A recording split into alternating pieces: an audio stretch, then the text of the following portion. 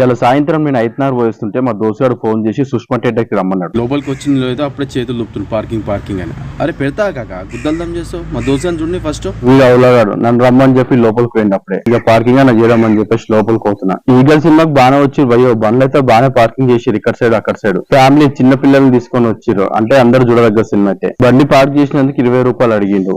ఇంతకుముందు టికెట్ తీసుకోపోతుండే మళ్ళీ ఇప్పుడు ఈ మధ్య తీసుకుంటున్నట్టుంది. టికెట్ తీసుకుందామని బాక్స్ ఆఫీస్ దగ్గరకు పోయినా. అయితే మా దోస్త్ ఫోన్ చేసి అరే 110 రూపాయలు టికెట్ తీసుకున్నా B1213 మన నెంబర్ వచ్చేసి అని చెప్పిండు. రవితేజ ఈ మూవీలో అయితే 2 గెటప్స్ లో కనబడుతున్నాడు. మరి సినిమా చూసిన తర్వాత తెలుస్తుంది ఏందనేది. మా ఊరు సినిమా టికెట్ తీసుకున్నాడంటే నాకు ఇంటర్వెల్ లో బొక్క పెడతాడు 200 రూపాయలు. నాకు అర్థమైంది పుణ్యాన్ని చూపించేటోడు ఏం కాదు. సినిమా అయితే స్టార్ట్ అయింది. ఈగల్ టైటిల్ పడింది.